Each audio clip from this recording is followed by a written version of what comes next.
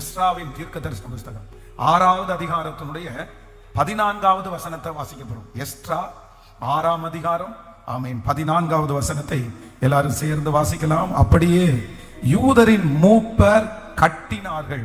தீர்க்கதரிசியாகிய ஆகாயும் இத்தோவாவின் குமாரனாகிய சகரியாவும் தீர்க்க தரிசனம் சொல்லி வந்தபடியினால் அவர்களுடைய காரியம் கைகூடி வந்தது. அவர்கள் இஸ்ரவேலின் தேவனுடைய கட்டளையின் படியையும் கோரேஸ், தரிவு, பெர்சியா ராஜாவின் ராஜாவாகிய அர்த்தசஷ்டா என்பவர்களுடைய கட்டளையின் படியையும் அதை கட்டி முடித்தார்கள். ஆமென். இந்த வசனத்தை எல்லாருமே ரொம்ப தெளிவாய் கவனமாய் வாசிக்கணும். இந்த வசனத்திலிருந்து தான் ஆண்டவர் இன்னைக்கு நம்மோடு கூட கர்த்தர் வாக்குத்தத்தத்தை பேச போறாரு. இன்னொரு விஷயம் கூட எல்லாரும் எடுத்துக்கொள்ளலாம். எஸ்ராவின் புஸ்தகம் 6ஆம் அதிகாரத்தினுடைய 14வது வசனத்தை வாசிக்கலாம். 14வது வசனம், அப்படியே யூதரின் மூப்பர் கட்டினார்கள். தீர்க்கதரிசியாகிய ஆகாயும் இத்தோவாவின் குமாரனாகிய சகரியாவும் தீர்க்க தரிசனம் சொல்லி வந்தபடியினால் அவர்களுடைய காரியம் கைகூடி வந்தது. அவர்கள் இஸ்ரவேலின் தேவனுடைய கட்டளையின் படியையும் கோரேஸ், தரிவு, பெர்சியா ராஜாவாகிய அர்த்தசஷ்டா என்பவர்களுடைய கட்டளையின் படியையும் அதை கட்டி முடித்தார்கள். அல்லேலூயா. கர்த்தருடைய பிள்ளைகளே, இந்த வாக்குத்தத்தத்துல இந்த வசனத்துல ரொம்ப அழகாய் ஒரு வார்த்தை சொல்லப்பட்டிருக்கிறது. காரியம் கைகூடி வந்தது. காரியம் கைகூடி வந்தது. ஆண்டவர் இன்றைக்கு நமக்கு கிருபையாய் கர்த்தர் வாக்கு கொடுக்கிறார். காரியம் கைகூடி வர பண்ணுகிற கர்த்தர். ஆமென். இதற்கு முன்பாக எந்தெந்த காரியங்கள் எல்லாம் உங்களுக்கு கைகூடி வராமல் இருக்கிறதோ, எந்தெந்த காரியங்கள் எல்லாம் தடையாய் காணப்படுகிறதோ, பல நாட்களாய் பல மாதங்களாய் எதெல்லாம் நீங்கள் அனுபவிக்க முடியாமல் இருக்கிறதோ, கர்த்தர் இன்றைக்கு கிருபையாய் வாக்கு கொடுக்கிறார். அந்த காரியங்கள் வெகு சீக்கிரத்திலே கைகூடி வரப்போ பிள்ளையினுடைய காரியம் சீக்கிரமாய் கைகூடி வரப்போகிறது. நீங்கள் அநேக நாட்களாக எதிர்பார்த்து கொண்டிருக்கிற அந்த காரியத்தை கர்த்தர் கைகூடி வர பண்ணுவேன் என்று கர்த்தர் வாக்கு கொடுக்கிறார். நீங்கள் எதிர்பார்த்திருக்கிற காரியம், நீங்கள் முயற்சி எடுக்கிற காரியம், எந்தெந்த காரியங்கள் எல்லாம் தடையா இருக்கிறதோ, எந்தெந்த காரியம் எல்லாம் கைகூடி வராம இருக்கிறதோ, கர்த்தர் வாக்கு கொடுக்கிறார். இந்த 100 days 100 நாட்கள் ஜெபம் முடிகிறதற்குள்ளே நீங்களும் நானும் சாட்சி சொல்ல போகிறோம். காரியங்களை கர்த்தர் கைகூடி வர பண்ணுவேன் என்று நம்புறவங்க நல்ல கரங்களை தட்டி ஆமென். நெடு நாட்களாய் தடையாய் இருக்கிற அந்த காரியம் கைகூடி வரும். நீங்கள் முயற்சிக்கிற அந்த காரியம் கைகூடி வரும். நீங்கள் ஜெபித்த அந்த காரியத்தை கர்த்தர் கைகூடி வர பண்ணுவார். அந்த தடைகளை உடைத்து அந்த மனிதர்களை அந்த இடத்திலிருந்து எடுத்து கர்த்தர் காரியங்களை கைகூடி வர பண்ணுகிறவர். ஆமென். நாம் ஆராதிக்கிற ஆண்டவர் யார் அப்படின்னா, அவர் காரியங்களை கைகூடி வர பண்ணுகிறவர்.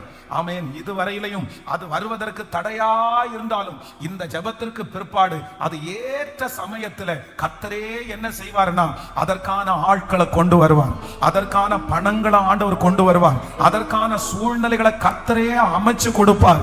நான் கர்த்தருக்குள்ளே விசுவாசிக்கிறேன். கர்த்தரே முன்பாக நின்று அந்த காரியங்கள் எந்த விதத்திலும் தடையாய் போகாதபடி அதற்கான உதவிகளை உங்களுக்கும் எனக்கும் கர்த்தர் பரலோகத்திலிருந்து அனுப்பி காரியங்களை கைகூடி வர பண்ணுவேன் என்று வாக்கு கொடுக்கிறார்.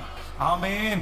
ஆபிரகாமுடைய வேலைக்காரன், முதிர் வயதான அந்த வேலைக்காரன் தன்னுடைய எஜமானனுக்கு மகனுக்கு ஒரு பெண் தேடும்படியாய் போகிறார். அவர் போகிற இடம் தெரியாது, அந்த பெண் கூட வருவாளா இல்லையா எதுவுமே தெரியாது. ஆனா வேதம் சொல்லுது, இங்கே இருந்து அவர் ஜெபம் பண்ணிட்டே போறாரு.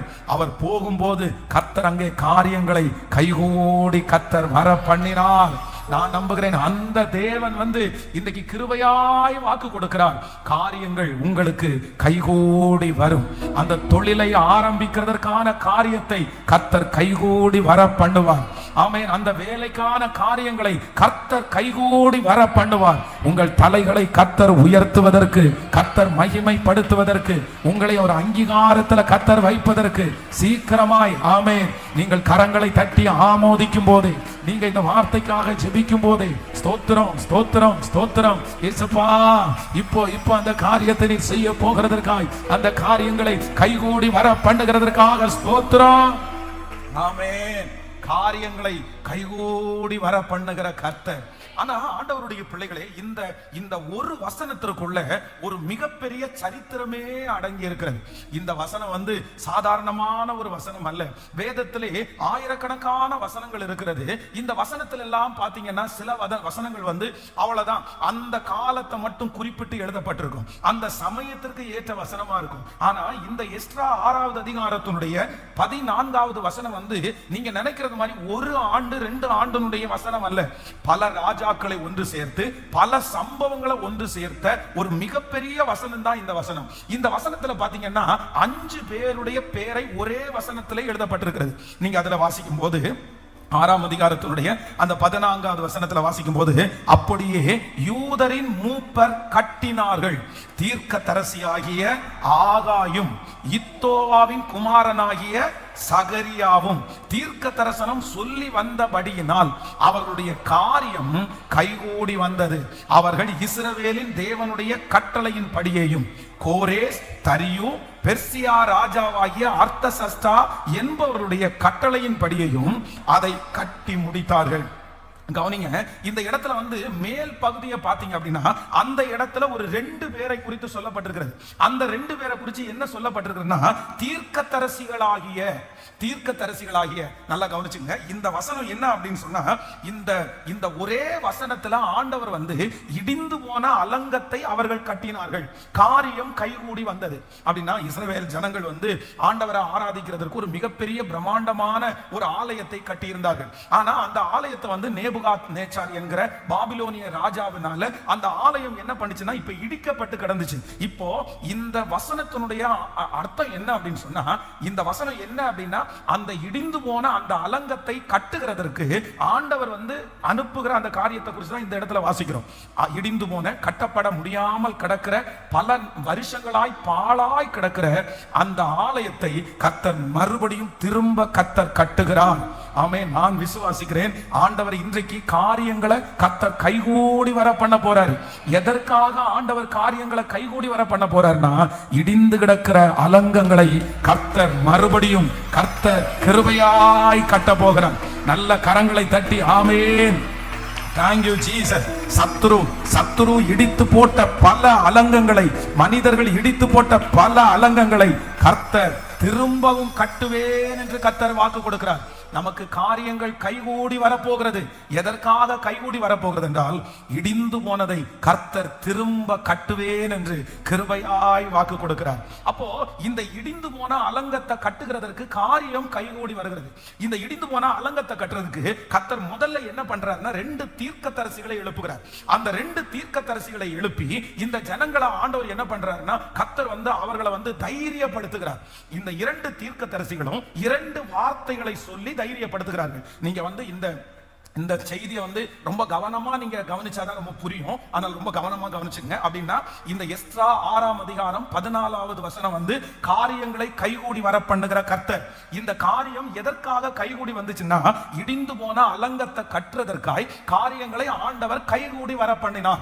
ஆனா இந்த இடிந்து போன அலங்கத்தை கட்டுறதற்கு ஆண்டவர் முதல்ல என்ன பண்றார் அப்படின்னா, தீர்க்கதரிசிகள் 2 பேரை எழுப்பி அங்க இருக்கிற ஜனங்களை ஆண்டவர் தட்டி கொடுக்கிறார். அப்படின்னா அவங்க ரொம்ப சோர்ந்து போய் கிடந்தாங்க. அந்த ஆலயத்தை பார்க்க அவங்களுக்கு ரொம்ப வருத்தமா இருக்குது. யாராலையுமே தைரியமா எடுத்து செய்ய முடியல. ஏன்னா அந்த ஆலயத்தை கட்டுகிறது என்கிறது சாதாரணமானது அல்ல. நிறைய பேர் சேர்ந்து ஒன்னா இணைஞ்சு நின்னாதான் அந்த ஆலயத்தை திரும்பி எடுத்து கட்ட முடியும். ஏன்னா ஜனங்கள் அப்ப ரொம்ப கஷ்டப்பட்டு இருக்காங்க. ஏற்கனவே நேபுகாத் நேச்சார் தன்னுடைய இஸ்ரவேல் ஜனங்களை, யூதா ஜனங்களை சிறைபிடிச்சிட்டு போகும்போது அங்க இருக்கிற ஞானிகள், பலசாலிகள், வாலிப பிள்ளைகள், நல்லவர்களை எல்லாம் கூட்டிட்டு போயிட்டார். அதனால இப்போ மிச்சம் இருக்கிறவங்க நிறைய பேரு நொண்டிகளும், குருடர்களும், முடமானவர்களும், உடல்நிலை சரியில்லாதவர்களும், துரத்தப்பட்டவர்களும், இப்படிப்பட்டவங்க நிறைய பேர் தான் அந்த இடத்துல இருந்தாங்க. ஆனா இப்போ ஓரளவுக்கு அவங்க ஃபார்ம் ஆயிட்டாங்க. ஆனாலும் இந்த அலங்கத்தை கட்டுற அளவுக்கு, இந்த இடிந்து போன ஆலயத்தை கட்டுற அளவுக்கு அவர்களுக்கு தைரியம் இல்லை. உடனே ஆண்டவர் என்ன பண்றாருன்னா, ஃபர்ஸ்ட் 2 தீர்க்கதரிசிகளை எழுப்புகிறார். ஒருத்தர் யார் அப்படின்னு சொன்னா ஆகாய் தீர்க்கதரிசி. 2வது தீர்க்கதரிசி யாருன்னா சகரியா தீர்க்கதரிசி. இப்போ இந்த 2 தீர்க்கதரிசிகளும் என்ன வார்த்தையை சொல்லி அவர்களை தைரியப்படுத்துறாங்க அப்படின்றத உங்களுக்கு சொல்லிட்டு அதற்கு பிறகு இதே வசனத்துல ஃபர்ஸ்ட் ஆண்டவர் வந்து 2 தீர்க்கதரிசிகளை எழுப்பிட்டார்ல, அதற்கு பிறகு 3 ராஜாக்களை ஆண்டவர் எழுப்புகிறார். அவங்க யார் அப்படின்னா, இஸ்ரவேலின் தேவனுடைய கட்டளையின்படி ஒருத்தர் பேர் கோரேஸ், இன்னொருத்தர் பேரு தரிவு, இன்னொருத்தருடைய பேர் அர்த்தசஷ்டா அப்படின்ற 3 பேரையும் எழுப்புகிறார். நல்லா கவனிங்க, இந்த இடிந்து போன அலங்கத்தை, இந்த இடிந்து போன ஆலயத்தை கட்டுறதற்கு காரியத்தை கைகூடி வர பண்ணுகிறவர் மொத்தம் 5 பேரை ஆண்டவர் எழுப்புறார். இந்த 5 பேரையும் குறித்து தான் இன்னைக்கு நம்ம வந்து தியானிச்சு நம்ம ஜெபிக்க போகிறோம். முதலாவதாக வாசிக்கலாமா? அந்த ஆகாய் தீர்க்கதரிசி, ஆகாய் தீர்க்கதரிசன புஸ்தகம் 1ஆம் அதிகாரத்தினுடைய 1வது வசனத்திலிருந்து ஒரு சில வசனத்தை வாசிக்கலாமா? ஆமென். ராஜாவாகிய தரியு அரசாங்க 2ஆம் வருஷம் 6ஆம் மாதம் 1ஆம் தேதியிலே கர்த்தருடைய வார்த்தை ஆகாய் என்னும் தீர்க்கதரிசியின் மூலமாய் செலத்தியேலின் குமாரனாகிய செருபாவேல் என்னும் யூதாவின் தலைவனுக்கும் யோஸ்தகாக்கின் குமாரனாகிய யோசுவா என்னும் பிரதான ஆசாரியனுக்கும் உண்டாகி அவர் சொன்னது என்னவென்றால், இந்த ஜனங்கள் கர்த்தருடைய ஆலயத்தை கட்டுகிறதற்கு ஏற்ற காலம் இன்னும் வரவில்லை என்கிறார்கள் என்று சேனைகளின் கர்த்தர் சொல்லுகிறார். ஆனாலும் ஆகாய் என்னும் தீர்க்கதரிசியின் மூலமாய் கர்த்தருடைய வார்த்தை உண்டாகி அவர் சொல்லுகிறார், இந்த வீடு பாழாய் கிடக்கும் போது நீங்கள் மச்சு பாவப்பட்ட உங்களுடைய வீடுகளிலே குடியிருக்கும்படியான காலம் இதுவா? இப்போதும் சேனைகளின் கர்த்தர் சொல்லுகிறார், உங்கள் வழிகளை சிந்தித்து பாருங்கள். நீங்கள் திரளாய் விதைத்தும் கொஞ்சமாய் அறுத்து கொண்டு வருகிறீர்கள். நீங்கள் புசித்தும் திருப்தியாகவில்லை, குடித்தும் பரிபூரணம் அடையவில்லை. நீங்கள் வஸ்திரம் உடுத்தியும் ஒருவனும் குளிரடையவில்லை. கூலியை சம்பாதிக்கிறவன் பொத்தலான பையிலே போடுகிறவனாய் அதை சம்பாதிக்கிறான். நீங்க அப்படியே 2ஆம் அதிகாரத்தினுடைய 5வது வசனத்தை வாசிக்கலாம். அந்த வசனத்தை கூட வாசிக்கலாம். ஒழுங்கா உட்கார்ந்து வாசிக்கலாம். ஆமே, 2ஆம் அதிகாரம் 5வது வசனத்தை வாசிக்கலாம்.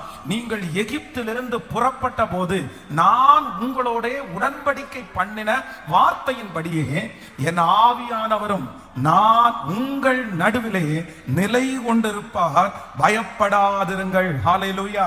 1ஆம் அதிகாரத்தினுடைய 13வது வசனத்தை வாசிக்கலாமா? 13வது வசனம், 1ஆம் அதிகாரம் 13, ஆகாய் 1ஆம் அதிகாரம் 13வது வசனத்தை கூட வாசிக்கலாம். அப்பொழுது கர்த்தருடைய தூதனாகிய ஆகாய் கர்த்தர் தூதனுப்பினிய வார்த்தையின்படி ஜனங்களை நோக்கி, நான் உங்களோட இருக்கிறேன் என்று கர்த்தர் சொல்லுகிறார் என்றார். இன்னொரு விசை கூட வாசிக்கலாம். அப்பொழுது கர்த்தருடைய தூதனாகிய ஆகாய் கர்த்தர் தூதனுப்பினிய வார்த்தையின்படி ஜனங்களை நோக்கி, நான் உங்களோட இருக்கிறேன் என்று கர்த்தர் சொல்லுகிறார். ஹல்லேலூயா. நல்லா கவனிச்சுங்க ஆண்டவருடைய பிள்ளைகளே, காரியங்களை கைகூடி வர பண்ணின கர்த்தர் இடிந்து போன ஆலயத்தை கட்டுவதற்கு ஆண்டவர் முயற்சி எடுக்கிறார். அப்பொழுது ஜனங்கள் மத்தியிலே ஆண்டவர் வந்து 2 தீர்க்கதரிசிகளை கர்த்தர் எழுப்புகிறார். அப்போ முதல் தீர்க்கதரிசியாகிய ஆகாய் என்ன சொல்றார் அப்படின்னு சொன்னா, நீங்க என்ன நினைக்கிறீங்கன்னா ஆலயத்தை கட்டுறதுக்கு இன்னும் நேரம் வரல, அதனுடைய சூழ்நிலைகள் எல்லாம் இன்னும் வரலன்னு நீங்க நினைக்கிறீங்க, அதற்கான காரியங்கள் எதுவுமே கைகூடி வரலன்னு நீங்க நினைக்கிறீங்க. அப்படி கிடையாது. கர்த்தர் வாக்கு கொடுக்கிறார். அதுதான் ஃபர்ஸ்ட் 1வது வசனத்திலிருந்து வாசிக்கலாம். வாசிக்கும் போது ரெகுலரா கர்த்தர் சொல்லிட்டு வர, நீங்க வந்து மச்சு பாவன வீட்டுல இருக்கிறீங்க அப்படின்னு சொல்லிட்டு 13வது வசனத்திற்கு வரும்போது அந்த ஆகாய் என்ன சொல்றாரு அப்படின்னு சொன்னா, இல்ல நீங்க இந்த ஆலயத்தை திரும்ப கட்டுவதற்கு நேரம் வந்துருச்சு. ஏன் வந்துருச்சு அப்படின்னு சொன்னா, கர்த்தராகிய ஆண்டவர் வாக்கு கொடுக்கிறார், நான் உங்களோட இருக்கிறேன், நான் உங்களோட இருக்கிறேன். நான் நம்புறேன் இந்த உலகத்திலேயே ரொம்ப பவர்ஃபுல்லான ஒரு வேர்டு, ரொம்ப ஒரு ஆசீர்வாதமான ஒரு வார்த்தை. இந்த வார்த்தையை போல ஒரு தைரியம் கொடுக்கிற வார்த்தை வந்து வேற எந்த வார்த்தையுமே இருக்காது. வானத்தையும் பூமியையும் அண்ட சராசரங்களையும் படைத்த கர்த்தர் ஆகாய் தீர்க்கதரிசியின் மூலமாய் கர்த்தர் வாக்கு கொடுக்கிறார். காரியங்கள் கைகூடி வந்தது. நீங்கள் ஆலயத்தை கட்ட ஆரம்பிங்கள். காரணம், கர்த்தர் உங்களோடு கூட இருக்கிறார். கர்த்தர் உங்களோடு கூட இருக்கிறார். நான் விசுவாசிக்கிறேன். இந்த சத்தத்தை கேட்கிற ஆண்டவருடைய பிள்ளைகளே, நிறைய இடிந்து போன அலங்கங்களை இதற்கு பிறகு ஆண்டவர் உங்களை கொண்டு கட்ட போகிறார். நெடு நாட்களாய் பாழாய் கிடக்கிறதை கர்த்தர் உங்கள் மூலமாய் கர்த்தர் கட்ட போகிறார். ஆமென். உடைந்து கிடக்கிற அலங்கங்களை கர்த்தர் நம் மூலமாய் கர்த்தர் கட்ட போகிறார். எத்தனை பேர் ஆமோதிக்கிறீர்கள்? ஆமென். திரும்ப அதை எடுத்து கட்டுகிற தேவன் அவர் அசைவாடி கொண்டிருக்கிறார். கர்த்தர் வாக்கு கொடுக்கிறார். சொல்லுகிறார், உங்களை கொண்டுதான் நான் அதை செய்தேன். இடிந்து போன அந்த குடும்பத்தை திரும்ப கட்டுவார், அந்த தொழிலை திரும்ப கட்டுவார். ஆமென். உங்களுடைய சகல காரியத்தையும் கர்த்தர் வாக்கு கொடுக்கிறார், நான் திரும்ப கட்டுகிறதற்கு நேரம் வந்தது. அதற்காக காரியங்களை எல்லாம் கர்த்தர் கைகூடி வர பண்ணுகிறார். அதற்காக தான் ஊழியக்காரனை எழுப்பி கர்த்தர் வாக்கு கொடுக்கிறார், நான் உங்களுடனே கூட இருக்கிறேன், நான் உங்களுடனே கூட இருக்கிறேன். ஹalleluya. அப்போ ஃபர்ஸ்ட் வந்து இந்த இடிந்து போன இந்த அலங்கத்தை கட்டுவதற்கு ஆண்டவர் 2 தீர்க்கதரிசிகளை எழுப்புறாரு. அதுல ஒரு தீர்க்கதரிசியின் மூலமாய் கர்த்தர் ஜனங்களை எப்படி உற்சாகப்படுத்துறாருன்னா, எப்பா ஆரம்பிங்கப்பா, நீங்க கட்டுங்க, கட்ட ஆரம்பிச்சிருவீங்க, அந்த ஆலயத்தை உங்க மூலமா தான் நான் கட்டுவேன், இனியும் லேட் பண்ணிட்டு நீங்க இருக்க வேண்டாம், இடிந்து போன அத்தனையும் கட்ட வேண்டிய நேரம் ஆயிருச்சு. ஆண்டவரே எப்படி, ஆண்டவரே எப்படி, எங்களுக்கு அதெல்லாம் ஒன்றும் புரியல. அப்பதான் ஆண்டவர் சொல்றார், கர்த்தர் உங்களோடு கூட இருக்கிறார், கர்த்தர் உங்களோடு கூட இருக்கிறார். இன்றைக்கு யாரோ ஒரு ஆண்டவருடைய பிள்ளை இந்த சத்தத்தை கேட்கும் போது காரியம் கைகூடி வந்துச்சான்னு எனக்கு தெரியல பாஸ்டர். எப்படி இடிந்து போன இந்த அலங்கத்தை நான் திரும்ப கட்ட போறேன், எப்படி இடிந்து போன இந்த வாழ்க்கையை திரும்ப கட்ட போறேன், யாரை கொண்டு கட்டுவேன், எதை கொண்டு கட்டுவேன்? அப்போ உங்களுக்கு நேராய் வருகிற கர்த்தருடைய வார்த்தை, கர்த்தர் உங்களுடனே கூட இருக்கிறார், ஆண்டவர் உங்களுடனே கூட இருக்கிறார். வேதம் சொல்கிறது, ஜோஷுவாவின் புஸ்தகத்துல வாசிக்கும் போது ஜோஷுவாவை பார்த்த ஆண்டவர் சொல்றாரு, நான் மோசையோடு இருந்தது போல உன்னோடும் கூட இருப்பேன். அந்த தேவன் தான் இன்று உங்களுக்கும் எனக்கும் வாக்கு கொடுக்கிறார், நான் உன்னோடு கூட இருக்கிறேன், நான் உன்னோடு கூட இருக்கிறேன். ஹalleluya. தாவீதோடு கூட வேதம் சொல்லுகிறது, கர்த்தர் தாவீதோடு கூட இருந்தார், அவன் நாளுக்கு நாள் அவன் விருத்தி அடைந்தான். ஆமென். சொல்லுங்க, எழுந்து கட்டுவோம், கர்த்தர் காரியங்களை கைகூடி வர பண்ணினான். ஆமென். இடிந்து போன அலங்கங்கள் மீண்டும் கட்டப்பட போகிறது. காரணம் என்னன்னா, கர்த்தர் என் கூட இருக்கிறார். கைகளை உயர்த்தி ஒரு 10 விசை இந்த வார்த்தையை திரும்ப திரும்ப நீங்க சொல்லிட்டே இருங்க. ஆமென். கர்த்தர் திரும்ப கட்டுதலின் ஊழியத்தை கர்த்தர் துவங்கி விட்டார். உங்க குடும்பத்துல ஆண்டவர் துவங்கி விட்டார். ஆமென். உங்க வேலையில ஆண்டவர் துவங்கி விட்டார். நெடுநாள் பாழாய் கிடக்கிறதை கர்த்தர் திரும்ப கட்ட ஆரம்பிக்க போகிறார். கேட்பாரற்று கிடக்கிறதை ஆண்டவர் திரும்ப கட்ட ஆரம்பிக்க போகிறார். இனி எழும்பாது என்று சொன்னதை ஆண்டவர் திரும்ப கட்ட ஆரம்பிக்கிறார். அவர் திரும்ப கட்டுவதற்கு முதலிலே நம்மை உற்சாகப்படுத்துகிற வார்த்தை, கர்த்தர் உங்களோடு கூட இருக்கிறார், கர்த்தர் உங்களோடு கூட இருக்கிறார். ஹalleluya. ஆமென். சோ நம்பர் 2, இரண்டாவதாக வந்து அந்த வசனத்துல யாரை வாசிக்கிறோம் அப்படின்னு சொன்னா, சகரியா. சோ அந்த எஸ்றா புஸ்தகத்தினுடைய 6ஆம் அதிகாரத்தினுடைய 14வது வசனத்தை வாசிக்கும் போது நீங்க நல்லா புரிஞ்சுக்கணும், வேதத்திலேயே இந்த எஸ்றா புஸ்தகம் 6ஆம் அதிகாரம் 14வது வசனம் ரொம்ப முக்கியமான வசனம். அப்படின்னா இந்த வசனத்தினுடைய எங்க இருக்கு பாருங்க. இந்த வசனத்துல ஆண்டவர் சொல்லும்போது என்ன சொல்றார், அப்படியே யூதரின் மூப்பர்கள் கட்டினார்கள், தீர்க்கதரிசியாகிய ஆகாயும் இத்தோவாவின் குமாரனாகிய சகரியாவும் தீர்க்க தரிசனம் சொல்லி வந்தபடியினால் அப்ப வந்து இந்த அலங்கத்தை கட்டுறதுக்கு இவங்க எல்லாம், இந்த ஆலயத்தை கட்டுறதுக்கு இவங்க எல்லாம் தயங்கிட்டு நிக்கும் போது யாருடைய வார்த்தையை கேட்டு இவங்க கட்ட ஆரம்பிச்சாங்க? சொல்லுங்க. தீர்க்கதரிசிகளுடைய வார்த்தையை கேட்டுதான் இவங்களுக்கு என்ன வருதுன்னா ஒரு வேகம் வருது. அப்போ அந்த முதல் தீர்க்கதரிசி சொன்ன வார்த்தை என்ன என்ன சொன்னாரு? கர்த்தர் உங்களோட இருக்கிறாருப்பா, கர்த்தர் உங்களோட இருக்கிறாருப்பா. மனுஷன் என்ன செய்ய முடியும், ராஜாக்கள் என்ன செய்ய முடியும், பிரச்சனை என்ன செய்ய முடியும், ஆண்டவரே உங்க கூட இருக்கிறாரு. மிக ரொம்ப பெரிய பவர்ஃபுல்லான வேர்டு. இந்த உலகத்துல யாருமே அந்த வேர்டை சொல்ல முடியாது. உலக ரட்சகர் உங்களோட இருக்கிறார், தேவைகளை சந்திக்கிறவங்களோடு இருக்கிறார், பிரச்சனைகளை பார்க்கிறவங்களோடு இருக்கிறார். அப்ப அந்த வார்த்தையை சொன்ன உடனே ஜனங்கள் அப்படியே இந்த ஆலயத்தை கட்டுறதுக்கு ஆரம்பிச்சாங்க. இடிஞ்சு கிடக்கிறத அப்படியே துவங்க ஆரம்பிச்சாங்க. உடனே அடுத்து என்ன பண்றாங்கன்னா, 2வது ஒரு தீர்க்கதரிசி மூலமாகவும் கர்த்தர் பேசுறார். அந்த தீர்க்க தரிசனத்தை வாசிக்கலாம். சகரியாவின் புஸ்தகம் 4ஆம் அதிகாரத்தினுடைய 6வது வசனத்தை வாசிக்கலாமா? சகரியா 4ஆம் அதிகாரம் 6வது வசனத்தை வாசிக்கும் போது, அப்பொழுது அவர் செருபாபேலுக்கு சொல்லப்படுகிற கர்த்தருடைய வார்த்தை என்னவென்றால், பலத்தினாலும் அல்ல பராக்கிரமத்தினாலும் அல்ல, என்னுடைய ஆவியினாலே ஆகும் என்று சேனைகளின் கர்த்தர் சொல்லுகிறார். நல்ல கரங்களை தட்டி ஆமென். Thank you Jesus. Hallelujah.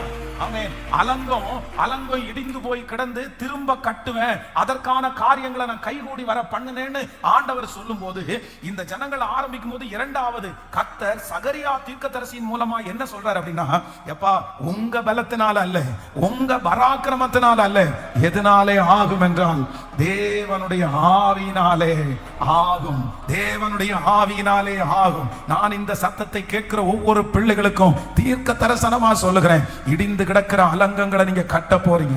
இடிந்து கிடக்கிறது திரும்ப கட்டப்படுகிறது, பாழாய் போனது திரும்ப கட்டப்படுகிறது.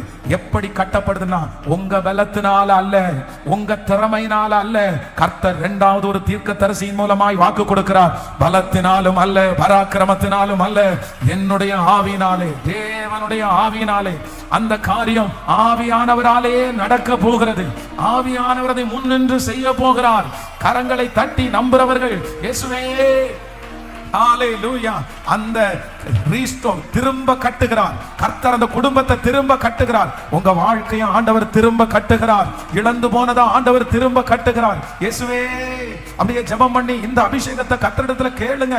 ஆவியானவர் கட்ட போகிறார். ஆவியானுடைய வல்லமை ஊற்றப்படட்டும், அந்த தொழிலே ஊற்றப்படட்டும், அந்த வீட்டிலே ஊற்றப்படட்டும், என்னுடைய சரீரத்திலே ஊற்றப்படட்டும். இயேசுவே இந்த வார்த்தை என் தலையின் மேல் நிறைவேறுவதாக. ஹalleluya, ஹalleluya, ஆமென். ஆவியானவர் வரும்போது சகல காரியம் நேர்த்தியாய் நடக்கும். ஹalleluya. இப்போ இந்த இடிந்து போன இந்த அலங்கத்தை ஆண்டவர் திரும்ப கட்டுவதற்கு ஃபர்ஸ்ட் 5 பேரை யூஸ் பண்றாரு. அந்த 5 பேர்ல 2 பேர் யாரு? தீர்க்கதரிசிகள். அதுல முதல் தீர்க்கதரிசி யாரு? ஆகாய் தீர்க்கதரிசி. ஆகாய் தீர்க்கதரிசி என்ன சொல்லி ஆண்டவருடைய வார்த்தை என்ன சொல்றாரு? என்ன சொல்றாரு? நீங்க நாள் ஆகலன்னு நினைக்காதீங்க. நீங்க இல்ல, கர்த்தர் அப்பொழுது கர்த்தருடைய தூதனாகிய ஆகாய் கர்த்தர் தூத அனுப்பின வார்த்தையின்படி ஜனங்களை நோக்கி நான் உங்களுடனே இருக்கிறேன் என்று கர்த்தர் சொல்லுகிறார். அப்ப அந்த வார்த்தையே அவங்களுக்குள்ள என்ன வருதுன்னா ஒரு பெரிய பலன் வருது. அவ்வளவுதான். அவர் வந்து தீர்க்க தரிசனம் சொல்லிட்டே இருக்கும்போது அடுத்த ஒரு தீர்க்கதரிசி எழும்புறாரு. அவர் யாரு? சகரியா. சகரியா தீர்க்கதரிசி எழும்பி என்ன சொல்றாரு அப்படின்னு சொன்னா, பயப்படுறீங்களா? என்ன பண்ணுவோம்னு நினைச்சு கலங்குறீங்களா? திரும்ப இதை எப்படி கட்ட முடியும்னு நினைக்கிறீங்களா? ஆண்டவர் எங்க கூட இருக்கிறது உண்மைதான், இது எப்படி ஸ்டார்ட் பண்றதுன்னு நினைக்கிறீங்களா? பலத்தினாலும் அல்ல, பராக்கிரமத்தினாலும் அல்ல, தேவனுடைய ஆவியினால் எல்லாம் ஆகும் அப்படின்னு சொன்ன உடனே ஜனங்களுக்குள்ள பயங்கரமான ஒரு எழுப்புதல் வந்து அந்த இடிந்து போன அலங்கத்தை இப்ப கட்ட ஆரம்பிக்கிறாங்க. இந்த இடிந்து போன அலங்கத்தை கட்ட ஆரம்பிக்கிறதுக்கு இப்ப என்ன தேவை அப்படின்னு சொன்னா, அதற்கு வேண்டிய பணம் தேவை, பொருட்கள் தேவை, ஆட்கள் பலன் தேவை. இதற்கு ஆண்டவர் வந்து அடுத்து யாரை எழுப்புறாரு அப்படின்னா, ஃபர்ஸ்ட் யாரை ஆண்டவர் எழுப்பினார்னா உள்ளூர்ல இருக்கிற எல்லாரையும் ஆண்டவர் எழுப்பிட்டார். உள்ள இருக்கிறவங்க அங்க இருக்கிற எல்லாரையும் தட்டி கொடுத்து இந்த தேசத்திலிருந்து போனவங்க எல்லாரையும் கர்த்தர் கிளியர் பண்ணிட்டார். இப்போ அவர்களை உற்சாகப்படுத்துறதற்கு அடுத்து 3 ராஜாக்களை ஆண்டவர் எழுப்புறார். ஃபர்ஸ்ட் அந்த வசனத்தை திரும்ப வாசிக்கும் போது 6ஆம் அதிகாரம் 14வது வசனம், அப்படியே யூதரின் மூப்பர்கள் கட்டினார்கள், தீர்க்கதரிசியாகிய ஆகாயும் இத்தோவாவின் குமாரனாகிய சகரியாவும் தீர்க்க தரிசனம் சொல்லி வந்தபடியினால் அவருடைய காரியம் கைகூடி வந்தது. அவர்கள் இஸ்ரவேலின் தேவனுடைய கட்டளையின் படியையும் கோரேஸ், தரியு, பெர்சியாவின் ராஜாவாகிய அர்த்தசஷ்டா என்பவருடைய கட்டளையின் படியையும் அதை கட்டி முடித்தார்கள். ஆமென். சோ நம்பர் 1 இப்ப யார் வரா அப்படின்னு சொன்னா, அடுத்து கர்த்தர் கோரேஸ் அப்படின்ற ஒருத்தரை எழுப்புறாரு. வாசிக்கலாம் அந்த வசனத்தை. எஸ்ராவின் புஸ்தகத்தினுடைய 1ஆம் அதிகாரத்தினுடைய 1வது வசனத்திலிருந்து 4வது வசனம் வரைக்கும் வாசிக்கலாமா? ஆமென். எஸ்ராவின் புஸ்தகம் 1ஆம் அதிகாரம் 1லிருந்து 4 வரைக்கும் வாசிக்கலாம். எரேமியாவின் வார்த்தையினாலே கர்த்தர் சொன்ன வார்த்தை நிறைவேறும்படி பெர்சியாவின் ராஜாவாகிய கோரேசுனுடைய 1ஆம் வருஷத்திலே கர்த்தர் பெர்சியாவின் ராஜாவாகிய கோரேசின் ஆவியை ஏவினதினாலே அவன் பூமியின் ராஜ்யங்கள் எல்லாம் எனக்கு தந்தருளி யூதாவில் உள்ள எருசலேமிலே தமக்கு ஆலயத்தை கட்டும்படி எனக்கு கட்டளையிட்டிருக்கிறார். அவருடைய ஜனங்கள் எல்லாரிலும் எவன் உங்களுக்குள்ளே இருக்கிறானோ அவனோடே அவனுடைய தேவன் இருப்பாராக. அவன் யூதேயாவில் உள்ள எருசலேமுக்கு போய் இஸ்ரவேலின் தேவனாகிய கர்த்தருடைய ஆலயத்தை கட்ட கடவன். எருசலேமில் வாசமாய் இருக்கிற தேவனே தேவன். அந்த ஜனங்களில் மீதியாய் இருக்கிறவன் எவ்விடத்தில் தங்கி இருக்கிறானோ அவ்விடத்திலிருந்து ஜனங்கள் எருசலேமில் உள்ள தேவனுடைய ஆலயத்திற்கென்று அவனிடத்தில் உற்சாகமாய் காணிகளை கொடுத்து அனுப்புகிறதும் இன்றி அவனுக்கு பொன் வெள்ளி முதலியான திரவியங்களையும் மிருக ஜீவன்களையும் கொடுத்து உதவி செய்ய வேண்டும் என்று பெர்சியாவின் ராஜாவாகிய கோரேஸ் அறிவிக்கிறார் என்று தன் ராஜ்யம் எங்கும் எழுதி அனுப்பி விளம்பரம் பண்ணுவித்தான். ஹல்லேலூயா. கைகளை உயர்த்தி ஒரு ஹல்லேலூயா. நல்லா கவனிங்க, நல்லா கவனி. இப்ப என்ன நடக்குது அப்படின்னு சொன்னா, இங்க கோரேஸ், இந்த கோரேஸ் தான் ஃபர்ஸ்ட். இவர் என்ன பண்றாருன்னா, இவர் ராஜ்யபாரம் பண்ணின இந்த முதலாம் வருஷத்துல, அப்படின்னா இதற்கு முன்பாக இஸ்ரவேல் ஜனங்களிலே சிறையில் பட்டு கொண்டு வராங்க. நிறைய பராக்கிரமசாலிகள், வாலிப தம்பிங்க எல்லாருமே இப்ப சிறை பிடிக்கப்பட்டு இங்க இருக்கிறாங்க. இங்க வேலை செஞ்சுட்டு இருக்காங்க. இங்க வந்து கொத்தடிமைகளை போல இருக்கிறாங்க. இப்போ இந்த ராஜா இந்த ராஜா வந்து பொறுப்படுத்த உடனே இவர் ஒரு அனௌன்ஸ்மெண்ட் பண்றாரு. என்ன அனௌன்ஸ்மெண்ட் பண்றாரு அப்படின்னு சொன்னா, யாரெல்லாம் அங்கிருந்து வந்தீங்களோ, யாரெல்லாம் அந்த நாட்டிலிருந்து இந்த நாட்டுல யாரெல்லாம் இருக்கிறீங்களோ, இப்போ உங்களுக்கு ஒண்ணு அறிவிக்கிறேன். அது எப்படி அறிவிக்கிறேன் அப்படின்னு சொன்னா, அவர் லெட்டர் மூலமா எழுதி அந்த லெட்டரை வந்து சைன் பண்ணி, வேதம் சொல்லுது, கோரேஸ் அறிவிக்கிறார் என்று தன் ராஜ்யம் எங்கும் எழுதி அனுப்பி விளம்பரம் பண்ணுவித்தான். விளம்பரம் பண்ணுவித்தான் அப்படின்னா, எல்லா நாட்டில் இருக்கிற எல்லா இடத்துலயும் என்ன ஆகுதுன்னா, லெட்டர் பாஸ் ஆகும். அந்த லெட்டர்ல என்ன எழுதி இருக்கு அப்படின்னா, கோரேஸ் எழுதி இருக்கிற என்ன எழுதி இருக்கிறாருன்னா, இந்த மாதிரி இஸ்ரவேல் இருந்து யாரெல்லாம் வந்திருக்கிறா, எத்தனை பேர் இருக்கிறீங்க, நீங்க எத்தனை வருஷமா இங்க சிறைபிடிக்கப்பட்டு வந்திருந்தாலும் இன்னைக்கு நான் அறிவிக்கிறேன், உங்களுக்கு எல்லாருக்கும் விடுதலை பத்திரத்தை நான் எழுதி கொடுக்கிறேன். எல்லாரையுமே விடுதலை ஆக்குங்க. எல்லாருமே ஃப்ரீயா நீங்க அவங்க நாட்டுக்கு நீங்க போகலாம். உங்க நாட்டிற்கு போய் உங்களுடைய வேலையை நீங்க ஆரம்பிக்கலாம். ஏன் அப்படின்னா, அங்க ஆலயத்தை கட்டும்படியாய் ஆண்டவர் கோரேஸ் என்கிற ஒரு ராஜாவை கர்த்தர் கிருபையாய் கர்த்தர் எழுப்பினார். ஆமென். எத்தனை பேர் நம்புகிறோம்? ஹல்லேலூயா. அந்நிய நாட்டிலே இருக்கிற ஒரு கோரேஸ் என்கிற ஒரு ராஜாவை கர்த்தர் இங்கே இடிந்து கிடக்கிற அந்த ஆலயத்தை கட்டுவதற்கு கர்த்தர் மனதிலே ஏவி அந்த மனுஷன் ஒரு அனௌன்ஸ்மெண்ட் பண்றான். என்ன அனௌன்ஸ்மெண்ட்னா, சிறையிருப்பிலிருந்து எல்லாருக்கும் விடுதலை. அதை ஒரு பத்திரத்திலே எழுதி சகல நாடுகளுக்கும், நாட்டில் இருக்கிற சகல ஜனங்களுக்கும் அறிவிக்கிறார். அவர்களை பொன்னையும் பொருளையும் அவங்க என்னென்ன கேட்கிறாங்களோ அத்தனையும் கொடுத்து முதல்ல என்ன பண்ணுங்கன்னா, எல்லாரையும் அனுப்புங்க. ஹல்லேலூயா. நான் விசுவாசிக்கிறேன், கர்த்தர் நிறைய பேரை சிறையிருப்புகளிலிருந்து கர்த்தர் விடுதலை செய்ய போகிறார். இந்த ஜபத்துல ஆண்டவர் சிறையிருப்பிலிருந்து ஒரு விடுதலையை கர்த்தர் தரப்போகிறார். கர்த்தர் சொல்லுகிறார், காரியங்களை கைகூடி வர பண்ணுகிற கர்த்தர், இடிந்து போனதை திரும்ப கட்டுகிற கர்த்தர். ஆமென். எதெல்லாம் உங்களை கட்டி வைத்திருந்ததோ, எதெல்லாம் உங்களை சிறைபிடித்து வைத்துக் கொண்டிருந்ததோ, எதெல்லாம் உங்களை அடிமையாய் வைக்கப்பட்டுச்சோ, இன்றைக்கு தேவ ஆவியானவர் அன்றைக்கு கோரேஸ் என்கிற ஒரு ராஜாவை எழுப்பினது போல பரிசுத்த ஆவியானவர் நம்மத்திலே கடந்து வந்து, ஆமென், கட்டப்பட்ட அத்தனை காரியத்திலிருந்தும் ஒரு விடுதலையை கர்த்தர் தரப்போகிறார். உங்கள் சிறையிருப்பிலிருந்து கர்த்தர் ஒரு விடுதலையை தரப்போகிறார். அந்த கடன் என்கிற சிறையிருப்பிலிருந்து கர்த்தர் மீட்டெடுக்க போகிறார். கர்த்தர் சொல்லுகிறார், உங்கள் மூலமாய் ஆலயத்தை கட்டுவதற்கு இப்பொழுது கர்த்தர் ஒரு ரிலீவ் லெட்டர் கர்த்தர் தருகிறார். எல்லாரையும் கர்த்தர் அனுப்ப போகிறார். கர்த்தர் கிளப்ப ஆரம்பிச்சிட்டாரு. நம்புறவங்க ஆமென், ஆமென், ஆமென். நடக்கட்டும், நடக்கட்டும். Yes, yes. இடிந்து போன காரியத்தை உங்க மூலமா கர்த்தர் கட்ட போறார். உங்க கணவனால் இடிந்து போன காரியத்தை உங்க கொண்டு கட்ட போறாரு. உங்க அப்பாவால இடிஞ்சு போன அந்த காரியத்தை கர்த்தர் உங்க மூலமா கட்ட போறாரு. உங்க குடும்பத்தை கர்த்தர் கட்ட போறாரு. இடிந்து போய் கிடக்கிற பலது கட்ட போகிறது. இதோ அன்றைக்கு கோரேஸ் ராஜாவை எழுப்பின கர்த்தர் இன்றைக்கு கர்த்தர் எழுப்பி வாக்கு கொடுக்கிறார். சிறையிருப்பிலிருந்து ஒரு பெரிய விடுதலையை கர்த்தர் தருகிறார். ஆமென்.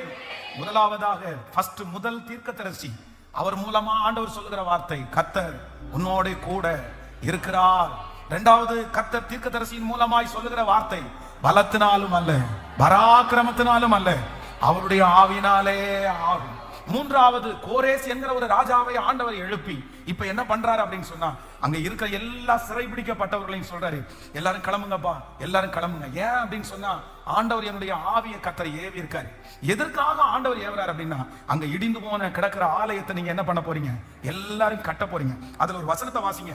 எஸ்ராவின் புஸ்தகத்தினுடைய 1வது அதிகாரத்தினுடைய 7வது 8வது வசனத்தை கூட வாசிக்கலாமா? 1ஆம் அதிகாரம் 7வது 8வது வசனத்தை வாசிக்கலாம். நேபுகாத் நேச்சார் எருசலேமில் இருந்து கொண்டு வந்து தன் தேவனுடைய கோவிலிலே வைத்திருந்த கர்த்தருடைய ஆலயத்து பனி மூட்டுகளையும் கோரேஸ் ராஜா எடுத்துக்கொண்டு அவைகளை பெர்சியாவின் ராஜாவாகிய கோரேஸ் பொக்கிஷ சாலைக்காரனாகிய மித்ரோத்தின் கையினால் எடுக்க செய்து யூதாவின் அதிபதியாகிய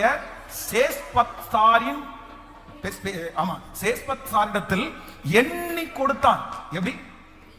இன்னொரு டைம் வாசிங்களேன். இந்த வசனம் ரொம்ப நல்லா இருக்கும். இந்த வசனம் இனி 7வது 8வது வசனத்தை வாசிங்களேன். ஆமென். நேபுகாத் எல்லாரும் கவனமா நீங்க இதை ரொம்ப கவனிச்சு கேட்டீங்கன்னா தான் உங்களுக்கு தெரியும். இது ஒரு பெரிய சரித்திரம். அப்படின்னா இந்த எஸ்ராவின் புஸ்தகம் நம்ம வாசிச்சோம்ல, இன்னைக்கு வாக்குத்தத்தம், ஒரு மிகப்பெரிய சரித்திரம் அதுல அடங்கி இருக்குது. நேபுகாத் நேச்சார் எருசலேமில் இருந்து கொண்டு வந்து தன் தேவனுடைய கோவிலிலே வைத்திருந்த, நல்லா கவனிங்க. இப்ப இதோட நிறுத்துங்க, அடுத்து வாசிக்கலாம். இப்ப என்ன நடக்குது அப்படின்னு சொன்னா, இஸ்ரவேல் ஜனங்கள் சாலமோன் கட்டின ஒரு மிகப்பெரிய தேவாலயத்தை எல்லாத்தையுமே பொன்னுல தான் நிறைய பண்ணி வச்சிருந்தார்.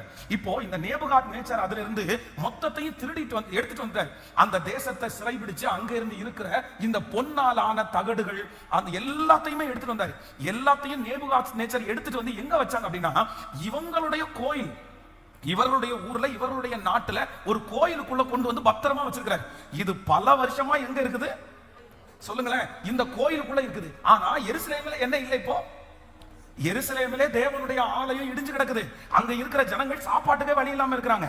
இப்போ அங்க இருக்கிற வாலிபர்கள், அங்க இருக்கிற முக்கியமானவங்க, ஞானிகள், தானியேல், அவன மாதிரி இருக்க சாத்ராக் மேஷாக், இந்த மாதிரி இருக்கிற எஸ்ரா, நெகேமியா, இந்த மாதிரி ஆட்கள் எல்லாம், முக்கியமான செருபாபேல், இந்த மாதிரி ஆட்கள் எல்லாம் எங்க இருக்காங்க?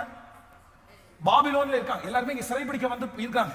இப்போ சிறைபிடிக்க வந்தவங்கள முதல்ல இந்த கோரேஸ் ராஜா என்ன பண்றாரு? நீங்க எல்லாம் என்ன பண்ணுங்க? நீங்க எல்லாம் கிளம்புங்க, நீங்க உங்களுக்கு எல்லாம் விடுதலை, இந்த சிறையிருப்புல இருந்து உங்களுக்கு விடுதலை கொடுக்குறேன், நீங்க போய் ஆலயத்தை கட்டுங்கன்னு சொல்றாரு. ஆனா ஆலயத்தை கட்டுங்கன்னு சொல்லும் போது அவங்கள்ட்ட வாங்கி வச்சிருக்கிற பொண்ணுகள் எல்லாம் கொடுத்துருங்கன்னு சொல்றது மட்டுமல்லாமல், இந்த நேபுகாத் நேச்சார் ஆலயத்திலிருந்து கொண்டு வந்து இவருடைய கோயில வச்சிருக்காங்கல்ல, இது எல்லாத்தையுமே அவர் எப்படி பண்றாரு? ரொம்ப அழகா இருக்கும் பாருங்க. ஆலயத்து பனிமூட்டுகளையும் கோரேஸ் ராஜா எடுத்து, யார் எடுத்து கொடுத்ததாமா? நடக்குமா இது? நடக்குமா இது? ஆண்டவர் காரியத்தை கைகூடி வர பண்ணினாருன்னா இது எல்லாமே நடக்கும். கர்த்தர் ஒரு மனுஷனை எழுப்பினாருன்னா இது எல்லாமே நடக்கும். ஆண்டவர் இடிந்து போன அலங்கத்தை கட்டணும்னு நினைச்சிட்டாருன்னா, இடிஞ்சு போன உங்க குடும்பத்தை கர்த்தர் கட்டணும்னு நினைச்சிட்டாருன்னா, இடிஞ்சு போன உங்க வாழ்க்கையை கட்டணும்னு நினைச்சிட்டாருன்னா, ஆண்டவர் கோரேஸ் என்கிற ராஜாவை எழுப்பி பல வருடமாய் சிறைபிடிக்கப்பட்டிருந்ததை அவரால மீட்டு எடுக்க கொடுக்க முடியும். அந்த தேவனைத்தான் நாம் இன்றைக்கு ஆராதிக்கிறோம். அவர் தான் இன்றைக்கு நம்மிடத்தில் பேசிக் கொண்டிருக்கிறார். நான் திரும்பவும் கட்டுவேன், நான் மறுபடியும் கட்டுவேன், பாழாய் போனதை கட்டுவேன் என்று வாக்கு கொடுக்கிறார். நிச்சயமா இது தீர்க்க தரிசனமாய் அப்படியே நடக்கும் என்று விசுவாசிக்கிறேன். பிரதர், கர்த்தர் உங்களுக்காக தான் பேசுறாரு. சிஸ்டர், உங்களுக்காக தான் பேசுறாரு. உங்க வாழ்க்கையை திரும்ப கர்த்தர் மகிமையா கர்த்தர் கட்ட போறாரு. அதற்காய் கர்த்தர் எல்லாத்தையும் ஆரம்பிச்சிட்டாரு. எல்லாருடைய மனதையும் பேச ஆரம்பிச்சிட்டாரு. அதற்கான காரியத்தை கர்த்தர் கைகூடி வர பண்ண ஆரம்பிச்சிட்டாரு. திரும்ப கட்டுவார் ஆண்டவர், திரும்ப கட்டுவாரு. அந்த ஊழியம் இன்றைக்கு இந்த 65வது நாள் ஆரம்பமாகிறது.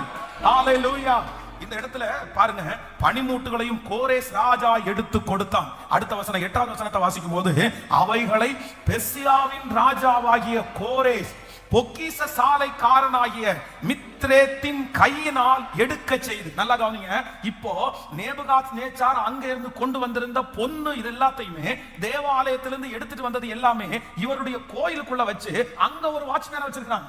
அங்க அதை காக்கிறதுக்காக அழகா பூட்டு போட்டு அங்க ஒரு, அவர் தான் யார் அப்படின்னு சொன்னா மித்ரேத். அந்த மாதிரி அந்த மனுஷனிடத்துல சொல்லி, அப்பா சாவிய தர, பூட்ட தர, கதவை திறந்து என்ன பண்ணுனா எல்லாத்தையுமே எல்லாம் வெளியேடு, எல்லாம் வெளியேடு. எப்பவுமே ஒரு நாட்டுல இந்த மாதிரி ஒரு நாட்டுல இருந்து திருடிட்டு வருகிற தங்கம் சம்பந்தப்பட்ட ரொம்ப காஸ்ட்லியான பொருளை அவங்க ஒரு மினிட்ஸ் வச்சிருப்பாங்க. அந்த மினிட்ஸ்ல எழுதி இருப்பாங்க என்னன்னா, உள்ள வர்ற எல்லா பொருளுக்கும் அவங்க கணக்கு வச்சிருப்பாங்க. தட்டு இவ்வளவு வந்துருச்சு, கேடகம் இவ்வளவு வந்துருச்சு, இது கையில இந்த ஆயுதம் இது இவ்வளவு வந்துச்சு, எல்லாத்தையும் அழகா கணக்கு எடுத்து வச்சிருப்பாங்க. இப்போ இந்த பொக்கிஷ சாலைக்காரனிடத்திலே இந்த ராஜா போய் எல்லாத்தையும் வெளியே எடுக்க செய்து யூதாவின் அதிபதியாகிய சேஸ்பத்சாரிடத்திலே எப்படி கொடுத்தானாமா? சொல்லுங்க. இங்க இருந்து ஒருத்தரை வந்து இந்த ராஜாவை ஆண்டவர் எப்படி எழுப்பி இருக்காரு பாருங்க.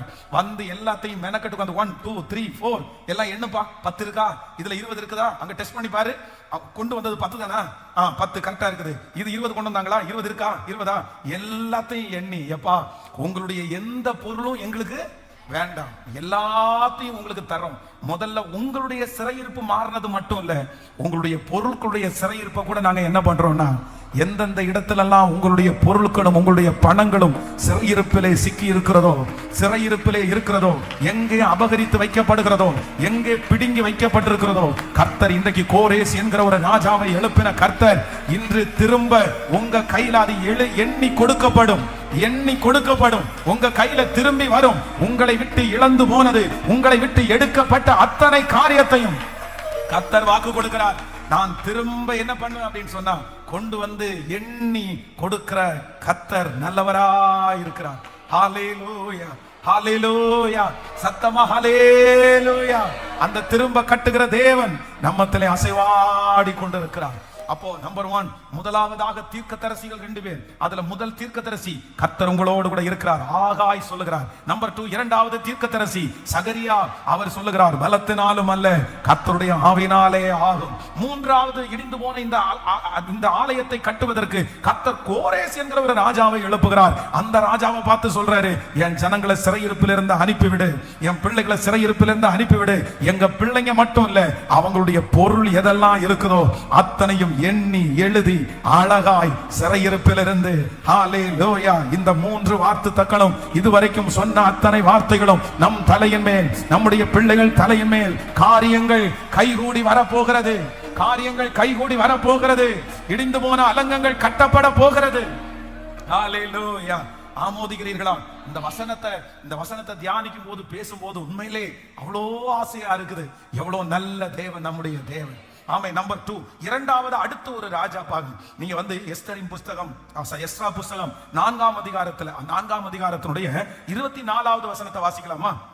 ஆமென். எஸ்ராவின் புஸ்தகம் 4ஆம் அதிகாரத்தினுடைய 24வது வசனத்தை வாசிக்கலாம். அப்பொழுது எருசலேமிலுடைய தேவனுடைய ஆலயத்தின் வேலை தடைபட்டு பெர்சியாவின் ராஜாவாகிய தரியு ராஜ்யபாரம் பண்ணின 2ஆம் வருஷம் மட்டும் நிறுத்தப்பட்டிருந்தது. நல்லா கவனிச்சுக்கோங்க. இப்போ ஆண்டவர் வந்து அந்த நமக்கு கொடுத்த வாக்குத்தத்த வசனத்துல ஆண்டவர் வந்து அந்த வசனத்தை வாசிக்கும் போது உங்களுக்கு தெரியும், அந்த வாக்குத்தத்தத்துல கர்த்தர் 3 ராஜாக்களை கர்த்தர் பயன்படுத்தினார். இஸ்ரவேலின் தேவனுடைய கட்டளையின் படியேயும், கோரேஸ், தரியு, பெர்சியாவின் ராஜாவாகிய அர்தசஷ்டா என்பவருடைய கட்டளையின் படியையும் அதை கட்டி முடித்தார்கள். இப்போ ஏன் ஆண்டவர் தான் கோரேசை எழுப்பிட்டார்ல, கோரேசை எழுப்பிட்டாரு, ஜனங்கள் விடுதலை ஆயிட்டாங்க, ஆலயத்திற்கு தேவையான எல்லா பொருட்களையும் எண்ணி கொடுத்தாச்சு, அவ்வளவுதான். ஆலயத்தை கட்டி பிரதிஷ்டை பண்ண வேண்டியதானே.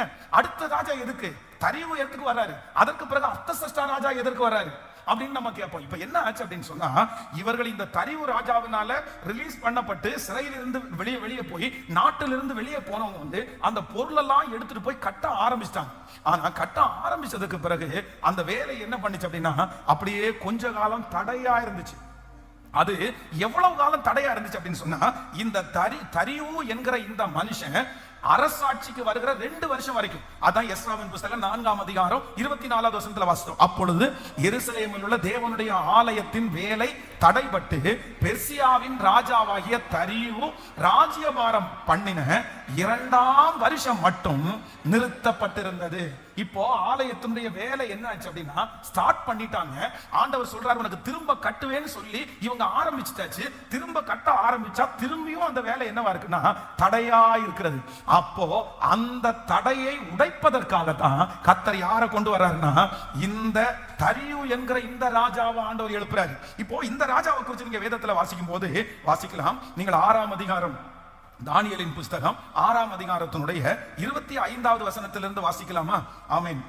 6ஆம் அதிகாரம் 25வது வசனத்திலிருந்து வாசிக்கலாம். 25லிருந்து, பின்பு ராஜாவாகிய தரியு, சொல்லுங்க எல்லாம் வாசிக்கலாம், சேர்ந்து வாசிக்கலாம். பின்பு ராஜாவாகிய தரியு தேசம் எங்கும் குடியிருக்கிற எல்லா ஜனங்களுக்கும், ஜாதியாருக்கும், பாசைக்காரருக்கும் எழுதினது என்னவென்றால், உங்களுக்கு சமாதானம் பெருக கடவது, என் ராஜ்யத்தின் ஆளுகைக்குள் எங்கும் உள்ளவர்கள் யாவரும் தானியேலின் தேவனுக்கு முன்பாக நடுங்கி பயப்பட வேண்டும் என்று என்னாலே தீர்மானிக்கப்படுகிறது. அவர் ஜீவனுள்ள தேவன், அவர் என்றென்றைக்கும் நிலைத்திருக்கிறவர், அவருடைய ராஜ்யம் அழியாது, அவருடைய கர்த்தத்துவம் முடிவு பரியந்தம் நிற்கும். தானியேலை சிங்கங்களின் கைகளுக்கு தப்புவித்த அவரே தப்புவிக்கிறவரும், ஆமென், ரட்சிக்கிறவரும், வானத்திலிருந்து பூமியிலையும் அடையாளங்களையும் அற்புதங்களையும் செய்கிறவருமாய் இருக்கிறார் என்று எழுதினான். கவனிங்க, ஃபர்ஸ்ட் ஒரு ராஜா எழுதுறாரு. யாரு? கோரேஸ் எழுதுறாரு. என்ன எழுதுறாரு? கோரேஸ் ஒரு லெட்டரை எழுதி எல்லாருக்கும் பப்ளிசிட் பண்ண சொல்றாரு. அந்த லெட்டர்ல என்ன எழுதி இருக்கு அப்படின்னு சொன்னா, இஸ்ரவேல்ல இருந்து வந்த அத்தனை பேருக்கும் எல்லாருக்கும் என்ன எழுது? விடுதலை பத்திரம் எழுதிட்டாரு. ஒரு லெட்டர் போயிருச்சு. இப்போ அடுத்து யார் எழுதுறா? இந்த தரியு ராஜா இன்னொரு லெட்டர் எழுதுறாரு. இவர் ஒரு லெட்டர் எழுதுறாரு. இந்த லெட்டர்ல இப்ப நம்ம வாசிச்சோம்ல, இன்னொரு வசனத்தை கூட வாசிக்கலாம். எஸ்ராவின் புத்தகம் 6ஆம் அதிகாரத்தினுடைய 1வது வசனம் 2வது வசனத்தை வாசிக்கலாமா? எஸ்ராவின் புத்தகம், எஸ்ரா 6வது அதிகாரத்தினுடைய 1, 2. அப்பொழுது ராஜாவாகிய தரியு இட்ட கட்டளையின்படியே பாபிலோனின் கஜானாவிலே உள்ள தஸ்திர அறையை சோதித்தார்கள். மேதியா சீமையில் இருக்கிற அக்மேதா பட்டணத்தின் அரண்மனையிலே ஒரு சுருள் அகப்பட்டது.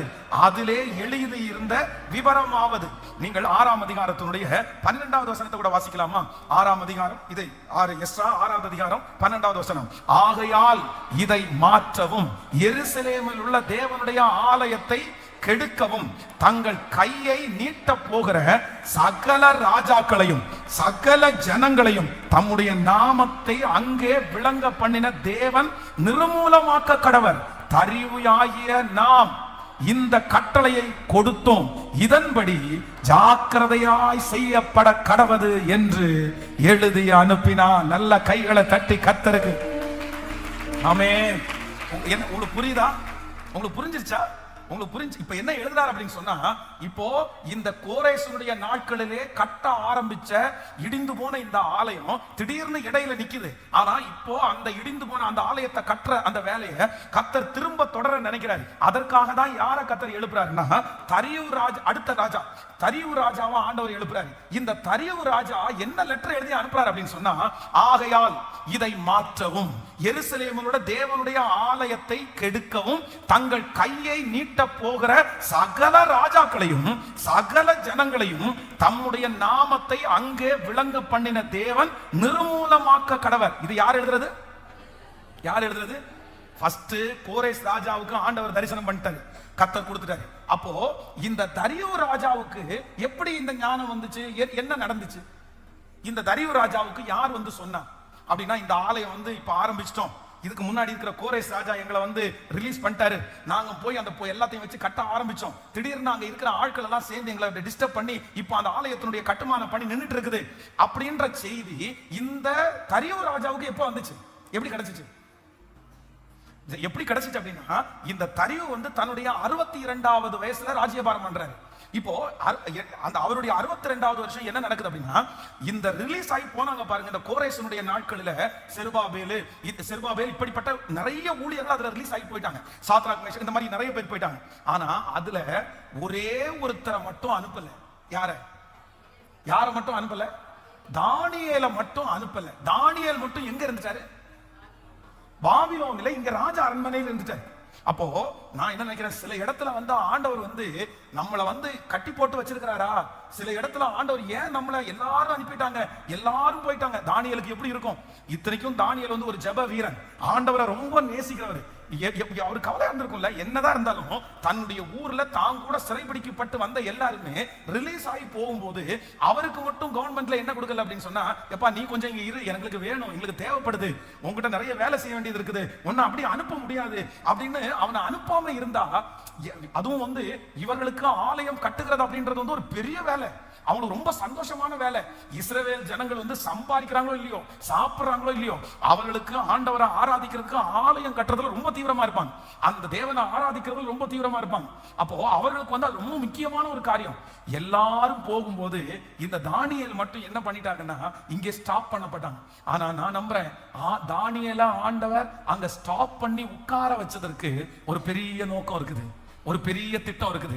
அதுக்கிடையில என்ன நடக்குது அப்படின்னா, இவர் இங்க ரொம்ப சின்சியரா வேலையா இருக்கிறத பார்த்த உடனே அங்க இருக்கிற அத்தனை பேருக்கும் பொறாம வந்து இவன் ஒருத்த மட்டும் இங்க இருக்கிறானே, இவனையும் கொன்னுட்டா சரியா போயிடும் நினைச்சிட்டு அவனுக்கு விரோதமா இப்ப யார்கிட்ட போட்டு கொடுக்குறாங்க அப்படின்னா இந்த ராஜாட்ட போட்டு கொடுக்குறாங்க. ஆனா இந்த ராஜா எப்ப அரசாட்சிக்கு வராரு அப்படின்னா, இவருக்கு முன்னாடி ஒருத்தர் இருக்கிறார் பாருங்க, நேபுகாத் நேச்சருடைய பையன். இந்த நேபுகாத் நேச்சருடைய பையன் வந்து தேவனுடைய ஆலயத்திலிருந்து வருகிற, தேவனுடைய ஆலயத்திலிருந்து கொண்டு வருகிற சில அந்த பாத்திரங்கள்ல வந்து ஒரு தவறான விதத்துல அவர் பயன்படுத்துறாரு. அந்த சப்ஜெக்ட்டுக்கு நான் வரேன். உங்களுக்கு இது கொஞ்சம் பைபிள் ஸ்டடியா மாதிரி தான் இருக்கும்னு நினைக்கிறேன். சரி, பட் ஆனா நீங்க புரிஞ்சுக்குவீங்கன்னு நினைக்கிறேன். இதுல வந்து பெரிய அபிஷேகம் இருக்குது, பெரிய அர்த்தம் இருக்குது.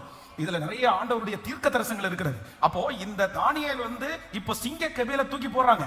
கூட வேலை செய்யறவங்க எல்லாம் தூக்கி போட்ட உடனே அன்னைக்கு நைட்டு முழுக்க யாருக்கு தூக்கம் வரல? ராஜாவுக்கு தூக்கம் வரல.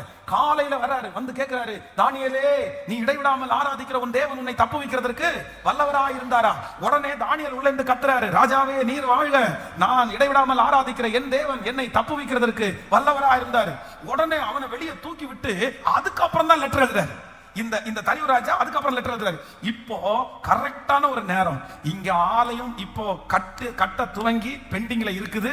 உடனே இந்த ராஜாவுக்கு ஆண்டவரை குறிச்சு ஒரு பெரிய ஞானம் வந்துச்சு.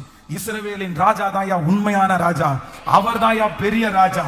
உடனே அதைத்தான் நம்ம வாசிச்சோம். தானியேல் 6ஆம் அதிகாரத்தினுடைய 25 இருந்து 27 வரைக்கும் வாசிச்சோம். பின்பு ராஜாவாகிய தரிவு தேசம் எல்லாம் குடியிருக்கிற எல்லா ஜனங்களுக்கும், ஜாதியாருக்கும், பாஷைக்காரருக்கும் எழுதினது என்னவென்றால், உங்களுக்கு சமாதானம் பெருக கடவது. என் ராஜ்யத்தின் ஆளுகைக்குள் எங்கும் உள்ளவர்கள் யாவரும் தானியேலின் தேவனுக்கு முன்பாக நடுங்கி பயப்பட வேண்டும் என்று என்னாலே தீர்மானம் பண்ணப்படுகிறது. அவர் ஜீவனுள்ள தேவன், அவர் என்றென்றைக்கும் நிலைத்திருக்கிறவர், அவருடைய ராஜ்யம் அழியாது, அவருடைய கர்த்தத்துவம் முடிவு பரியந்தம் நிற்கும். தானியேலை சிங்கங்களின் கைக்கு தப்புவித்த அவரே தப்புவிக்கிறவரும் ரட்சிக்கிறவரும் வானத்திலும் பூமியிலும் அடையாளங்களையும் அற்புதங்களையும் செய்கிறவருமாய் இருக்கிறார் என்று எழுதினார். நல்ல கரங்களை தட்டி ஆமென், நல்ல கரங்களை தட்டி ஹல்லேலூயா ஆமென். அந்த தரிவு ராஜாவை எழுப்பின கர்த்தர் ஆமென். உங்களை ஆண்டவர் எல்லாரையும் ரிலீஸ் பண்ணிட்டு உங்களை மட்டும் கர்த்தர் லேட்டா ரிலீஸ் பண்றாருன்னா அதுல நிச்சயமா ஒரு நோக்கம் உண்டு. எல்லாருக்கும் நடக்குது, எல்லாருடைய ஜெபமும் கேட்டுருச்சு, எல்லாரும் போயிட்டாங்களே, எனக்கு மட்டும் ஏன் தாமதம் ஆகுது, என்ன மட்டும் கர்த்தர் ஏன் லேட்டா புறப்பட பண்றாரு? கர்த்தர் சொல்றாரு, தானியேலே, உனக்கு இங்க ஒரு பெரிய வேலை இருக்குது. உன் நிமித்தமாய் ஒரு ராஜாவுடைய இருதயத்தை நான் திருப்ப வேண்டியது இருக்குது. அந்த ராஜா இருதயம் திருப்பி மறுபடியும் தடைபட்டு இருக்கிற இந்த தானியேல் என்கிற தானியேலுடைய ராஜ்யத்துல இந்த தரிவு ராஜா வந்து இந்த லெட்டர் மட்டும் இல்ல, இப்போ இது எல்லாருக்கும் எழுதி அனுப்புறாரு. இப்போ ஸ்பெஷலா இன்னொரு லெட்டர் எழுதுறாரு. அந்த லெட்டர் தான் நம்ம வாசிச்சோம், 6ஆம் அதிகாரம் 12வது வசனம். ஆகையால் இதை மாற்றவும், எருசலேமில் உள்ள தேவனுடைய ஆலயத்தை கெடுக்கவும் தங்கள் கையை நீட்ட போகிற சகல ராஜாக்களையும் சகல ஜனங்களையும் தம்முடைய நாமத்தை அங்கே விளங்க பண்ணின தேவன் நிர்மூலமாக்க கடவர். தரிவு ஆகிய நாம் இந்த கட்டளையை கொடுத்தோம், இதன்படி ஜாக்கிரதையாய் செய்யப்பட கடவது என்று எழுதி அனுப்பினான். ஆமென். அங்க ஆலயத்தை கட்டுறதுக்கு யாரெல்லாம் தடையா இருக்கிறாங்களோ, யாரெல்லாம் பிரச்சனை பண்றாங்களோ அத்தனை பேருக்கும் லெட்டர் எழுதப்படுகிறது. எதுக்காக தடுக்கிறீங்க? ஏன் தடுக்கிறீங்க? நீங்க எதுக்காக தடுக்கணும்? இல்ல, கட்டளை பிறப்பிக்கப்பட்டது, எல்லாருக்கும் பிறப்பிக்கப்பட்டு அந்த தடைப்பட்ட அந்த இடிந்து போன அந்த ஆலயத்தை மறுபடியும் கர்த்தர் அவர்கள் மூலமாகவே கர்த்தர் ஆரம்பித்தார். ஹல்லேலூயா ஆமென், ஹல்லேலூயா. கைகளை உயர்த்தி எத்தனை பேர் ஆமோதிக்கிறீர்கள்? ஆமென். கோரேஸ் ராஜாவின் மூலமாய் சிறையிருப்பிலிருந்து விடுதலை, கோரேஸ் ராஜாவின் மூலமாய் அவர்களுக்கு கொடுக்கப்பட வேண்டிய பொருட்கள் எல்லாம் எண்ணி கொடுக்கப்பட்டது. அதே நேரத்தில் தரிவு என்கிற இந்த ராஜாவின் மூலமாய் அவர்களுக்கு இருந்த தடை நீங்கியது. நான் நம்புறேன், உங்களுக்கும் எனக்கும் விரோதமாக இருக்கிற தடை எவ்வளவு பெரிய தடையா இருந்தாலும், அந்த இடிந்து போன அந்த அலங்கங்களை, இடிந்து போன குடும்பத்தை, இடிந்து போன அந்த தொழில்களை, இடிந்து போன காரியத்தை நீங்க கட்ட ஆரம்பிச்சதற்கு பிறகு என்ன தடைகள் இருந்தாலும் கர்த்தர் இன்னைக்கு கிருபையாய் கர்த்தர் வாக்கு கொடுக்கிறார், அந்த தடைகளை உடைப்பார். கர்த்தர் ஒரு தரிவு என்கிற ஒரு ராஜாவை கர்த்தர் எழுப்பினது போல நல்ல கைகளை தட்டி தடைகளை உடைக்கிறவர் எனக்கு முன்னே கடந்து போகிறார். அவர் எல்லா தடைகளையும் உடைத்து இடிந்து போன அலங்கத்தை மறுபடியும் கட்டுவேன் என்று கர்த்தர் வாக்கு கொடுக்கிறார். ஹல்லேலூயா ஹalleluya. thank you jesus. அப்படியே கைகளை மேல உயர்த்தி எல்லாரும் சொல்ல போறோம், அவர் மீண்டும் கட்டுகிற தேவன், அவர் மீண்டும் கட்டுகிற தேவன், அவர் மீண்டும் கட்டுகிற தேவன். ஹalleluya. என் வாழ்க்கையில அப்படிப்பட்ட ஒரு அற்புதத்தை நீங்க எழுப்புங்கப்பான்னு கேளுங்க. அப்படிப்பட்ட ஒரு அற்புதத்தை நீங்க கொண்டு வாங்க ராஜா. தரிவை எழுப்பின கர்த்தர் இப்பொழுது என்னை கர்த்தர் எழுப்புவாராக. எனக்கு ஒரு அற்புதத்தை கர்த்தர் செய்வாராக. ஸ்தோத்திரம் ஸ்தோத்திரம் ஸ்தோத்திரம் ஸ்தோத்திரம். ஹalleluya.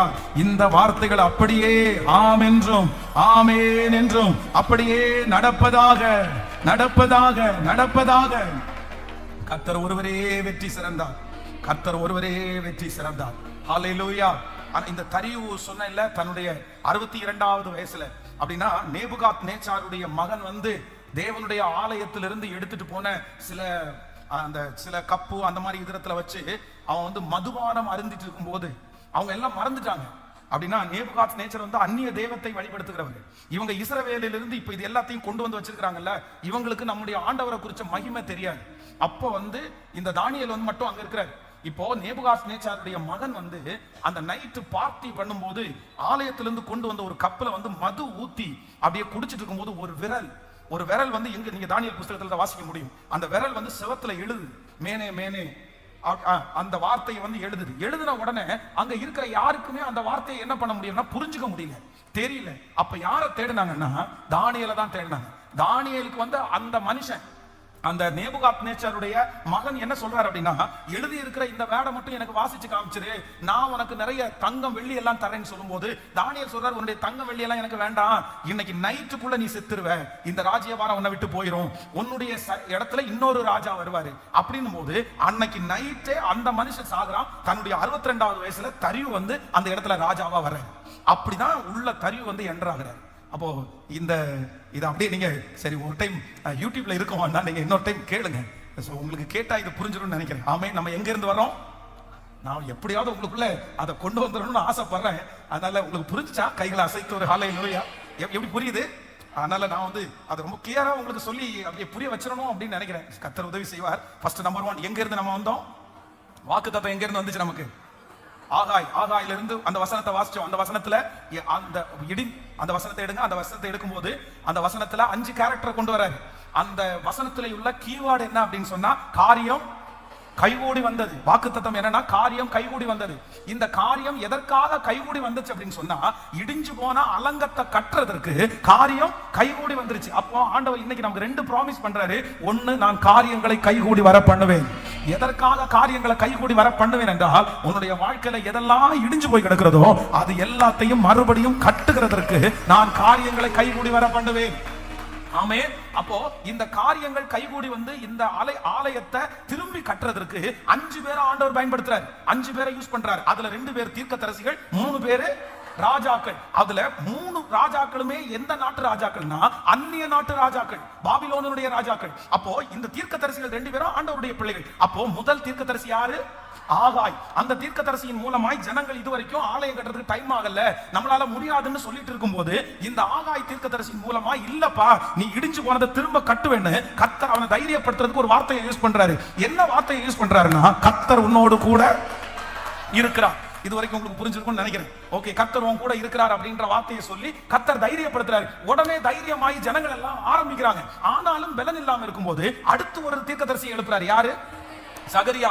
அந்த தீர்க்கதரிசி என்ன சொல்றாரு அப்படின்னா உங்க பலத்தால முடியாதனால சோர்ந்து போகாதீங்க, பலத்தினாலும் அல்ல பராக்கிரமத்தினாலும் அல்ல தேவனுடைய ஆவினாலே எல்லாமே ஆகும். உடனே இந்த ஜனங்களுக்கு இன்னும் கொஞ்சம் இன்ட்ரெஸ்ட் ஆகுது. பரவாயில்ல, ஆண்டவர் சொன்னது மாதிரியே இடிஞ்சு போன ஆலயத்தை நம்ம திரும்ப என்ன பண்ணுவோம், கட்டுவோம்னு சொல்லிட்டு எல்லாரும் கட்ட ஆரம்பிச்சிட்டாங்க. கட்ட ஆரம்பிக்கும் போது கட்டுறதுக்கு இப்ப யார் வேணும்னா முதல்ல ஆட்கள் வேணும், அவருக்கு கொஞ்சம் பொருளும் வேணும். அப்போ கரெக்டா யாரை எழுப்புறாருன்னா ஃபர்ஸ்ட் இங்க ஜனங்களை எழுப்பிட்டாரு. இப்ப ஜனங்களுடைய தேவைகளை சந்திக்கிறதுக்கு இங்க எதுவுமே இல்ல.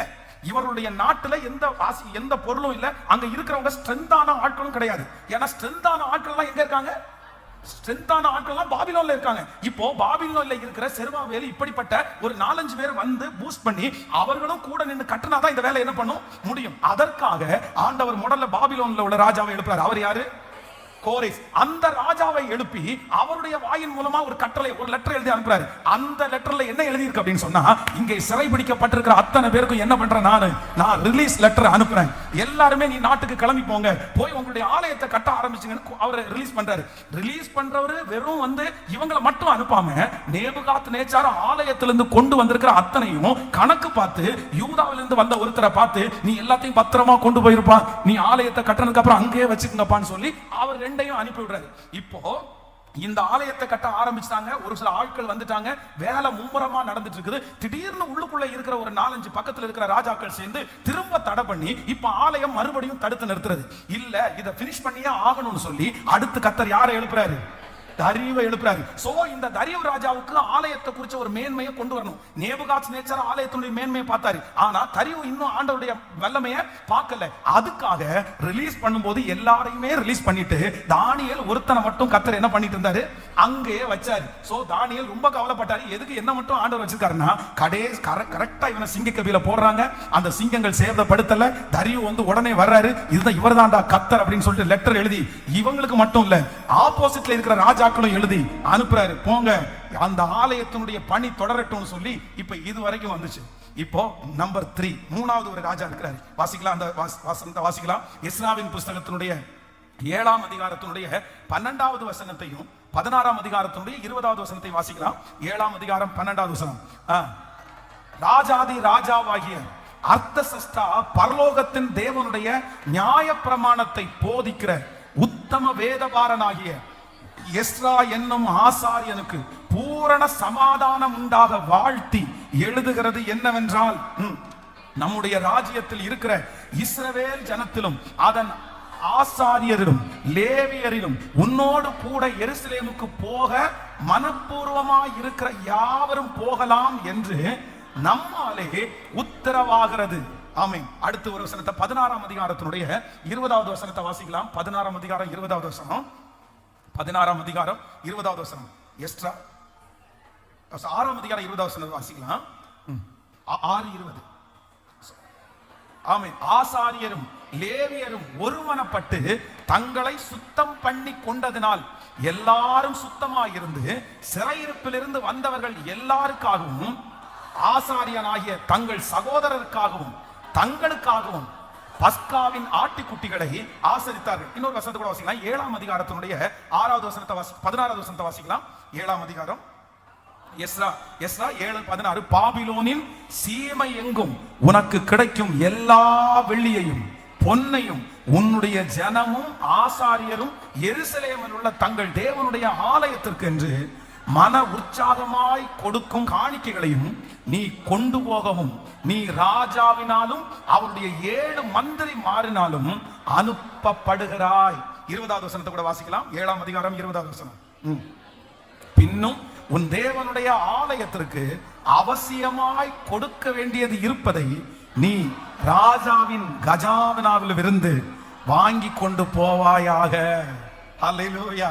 இந்த 20வது வசனத்தை எல்லாம் 2-3 டைம் வாசிங்க பார்க்கலாம். பின்னும் உன் தேவனுடைய ஆலயத்திற்கு அவசியமாய் கொடுக்க வேண்டியது இருப்பதை நீ ராஜாவின் கஜாவினில் இருந்து வாங்கி கொடுப்பாயாக. அல்லேலூயா. இப்போ இந்த 3வது ஒரு ராஜாவை கர்த்தர் எழுப்புறாரு. யாரு? ஃபர்ஸ்ட் கோரேஸ் அவருடைய வேலையை முடிச்சிட்டாரு. அதற்கு பிறகு தரியு, அவரை கொண்டு கர்த்தர் தடையை என்ன பண்ணிட்டாரு, நீக்கிட்டார். தடை முடிஞ்சிருச்சு. இப்போ 3வது ஒருத்தரை எழுதுறாரு, அர்த்தசஷ்டா ராஜா. இந்த ராஜா என்ன பண்றாருன்னா, ராஜ பதவிக்கு வந்த உடனே இவங்க இருக்கிற எல்லாரையும் பார்த்து சொல்றாரு, எப்பா அந்த ஆலயத்திற்கு உங்களிடத்திலிருந்து வந்ததெல்லாம் நாங்க கொடுத்துட்டோம், ஆனா இப்போ உங்களுடைய தேவை பூர்த்தி ஆகலைன்னு எங்களுக்கு தெரியும். அதனால அதுக்கு என்னென்ன தேவையோ அது எல்லாத்தையும் எங்க இருந்து எடுத்துட்டு போங்க, என்னுடைய கஜானாவில இருந்து, எனக்குள்ளதுல இருந்து, இங்க எங்களுடைய ராஜ்யத்துல இருந்து. கிருபையான ஆண்டவர், நான் நம்புறேன் கர்த்தர் உன்னை கட்டணும்னு நினைச்சாருன்னா, கர்த்தர் இடிந்து போன ஆலயத்தை கட்டணும்னு நினைச்சாருன்னா, நான் நம்புறேன் கர்த்தர் அந்நிய நாட்டினுடைய கஜானாவை கர்த்தர் திறக்கிறதற்கு வல்லவரா இருக்கிறார்.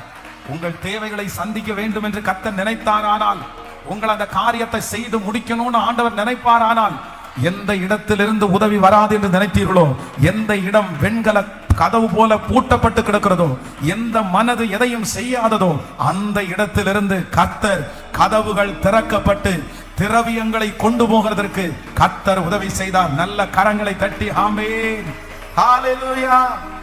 காரியங்கள் கைகூடி வந்தது. எதற்கு காரியம் கைகூடி வந்துச்சுன்னா, ஆமென், இடிந்து போன ஆலயத்தை திரும்ப கட்டுவதற்கு காரியங்களை கைகூடி வர பண்ணுகிற கர்த்தர். ஆண்டவர் இன்னைக்கு கிருபையாய் கர்த்தர் வாக்கு கொடுக்கிறார். உன் காரியங்களை நான் கைகூடி வர பண்ணுவேன், இடிந்து போனதை திரும்பவும் நான் கட்ட ஆரம்பிப்பேன்.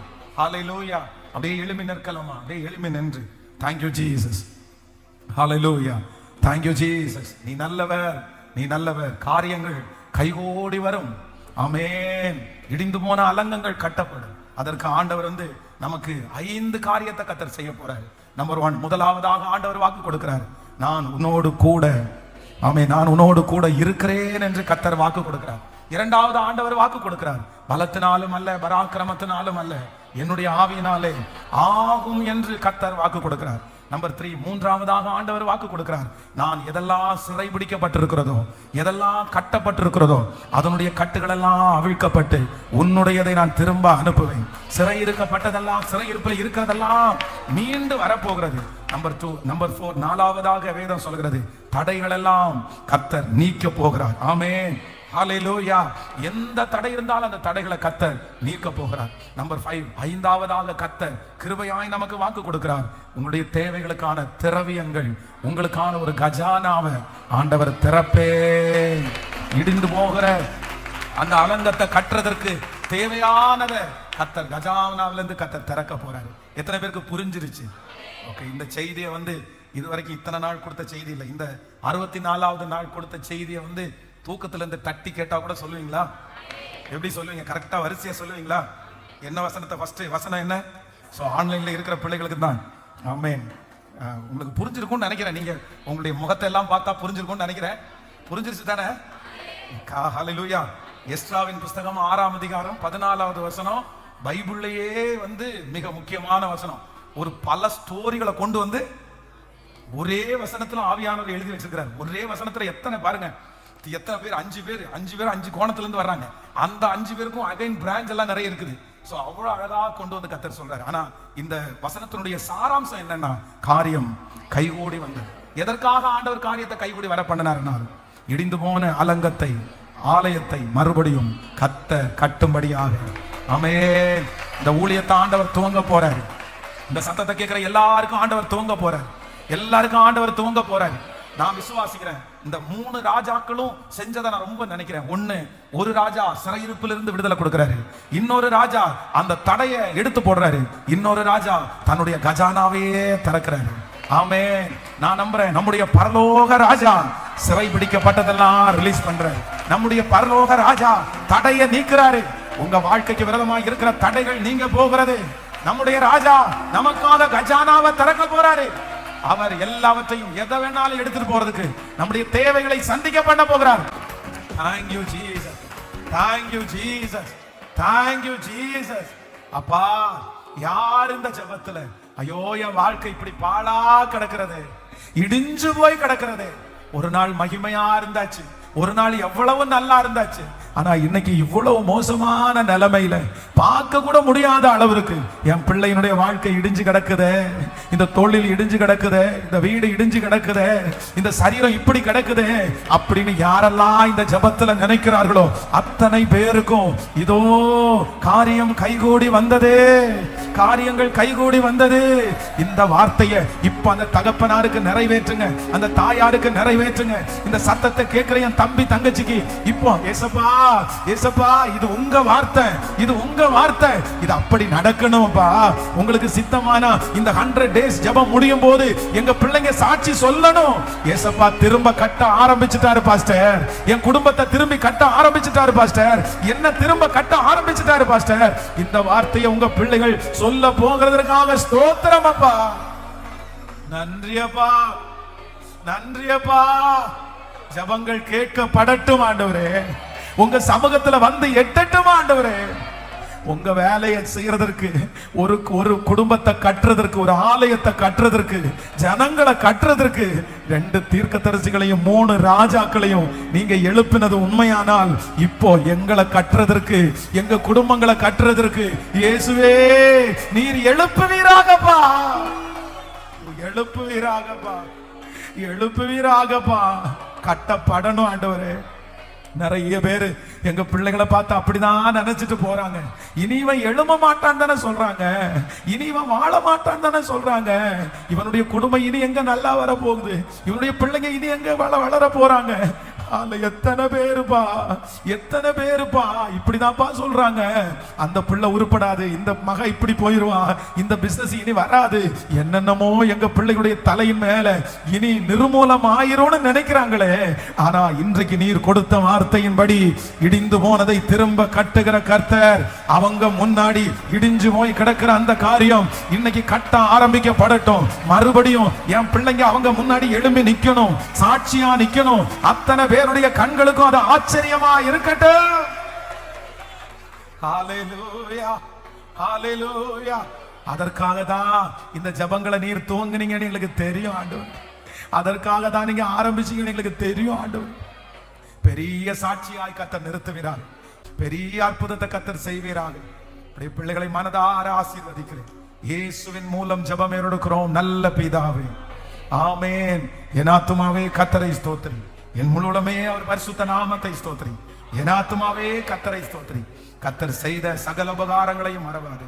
ஆமென். நம்முடைய ஆண்டவராகிய இயேசு கிறிஸ்துவின் கிருபை, பிதாவாகிய தேவனுடைய அன்பு, பரிசுத்த ஆவியானுடைய அந்யோன்ய ஐக்கியம் நம்மளோடு இன்றும் என்றும் சதா காலம் கூட இருப்பதாக. ஹல்லேலூயா. நான் அல்ல, இயேசுவே என்னில் வாழ்கின்றார்.